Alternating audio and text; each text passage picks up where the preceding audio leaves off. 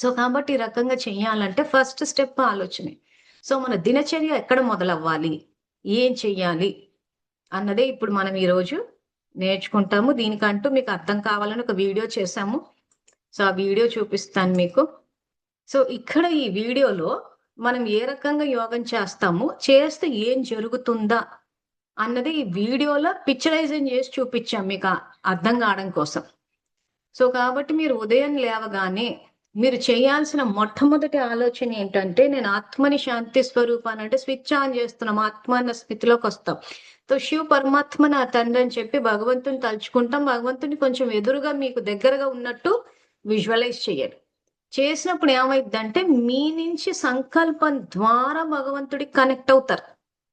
అందుకే ఈ చిత్రంలో చూపించేటప్పుడు ఆమె ఆలోచించినట్టు అక్కడ ఇమేజెస్ చూపించాం. కొన్ని అర్థం చేయించడానికి కొన్ని ఆ రకంగా పిక్చరైజేషన్లు తీసుకురావాల్సి వస్తుంది.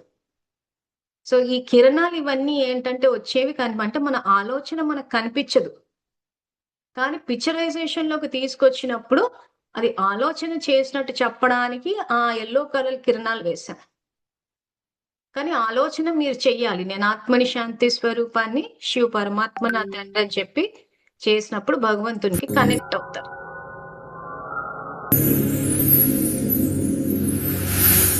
సో ఈ రకంగా కనెక్ట్ అయినప్పుడు ఏమైందంటే ఆ దివ్య కిరణాలనేవి ఆత్మలోకి వస్తాయి. ఆత్మలోకి వచ్చినప్పుడు దాని ప్రభావం మీ మొత్తం ఆత్మ మీద, మీ శరీరం మీద, రెండుటి మీద పడుతుంది. సో ఆత్మ ఆరోగ్యంగా ఉంటే శరీరం కూడా ఆరోగ్యంగా ఉంటుంది. ఇది మీరు యాక్చువల్ గా యోగం చేసేటప్పుడు విజువలైజేషన్ చేయాల్సిన పద్ధతి. సో నేను మళ్ళీ ఇది రన్ చేసి చూపిస్తున్నాను. సో ఫస్ట్ ఉదయం నిద్ర లేవగానే మన దినచర్యని ఇక్కడ మనం ఇంకా సనాతన ధర్మం అంటే భగవద్గీత ఆధారంగా మన దినచర్యను నడిపిస్తాం. సో భగవద్గీత ఎక్కడ మొదలైంది? అర్జున విషాద యోగంతో స్టార్ట్ అయింది. అంటే విషాదంలో ఉన్నాడు. మనం మామూలుగా ఏదో బాధలో ఉన్నాము, దుఃఖంలో ఉన్నాం అంటాం. భగవద్గీత భాషలో విషాదంలో ఉన్నాడు. విషాదం ఎందుకు యోగం అయిందంటే అర్జునుడు విషాదంలో కూడా భగవంతుడిని తలుచుకున్నాడు కాబట్టి యోగం అయిందంటే ఆత్మ పరమాత్మను తలుచుకు అప్పుడు జ్ఞానాన్ని ఇచ్చాడు.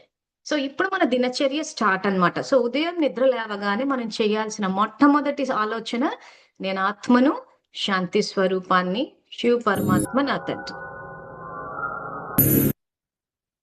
సో అలా చేసినప్పుడు ఏమైందంటే కనెక్ట్ అవుతుంది. సో ఎక్కడ కనెక్ట్ అవుతుంది? భృకుటి మధ్య స్థానంలో కరెక్ట్ గా మీరు ఆత్మని విజువలైజ్ చేసి శివ పరమాత్మ కనెక్ట్ అయితే తండ్రి కిరణాలు ఆత్మలోకి వస్తాయి. శరీరము జడ పదార్థము, శరీరము తండ్రి కిరణాలను క్యాచ్ చేయదు, ఆత్మ క్యాచ్ చేస్తుంది.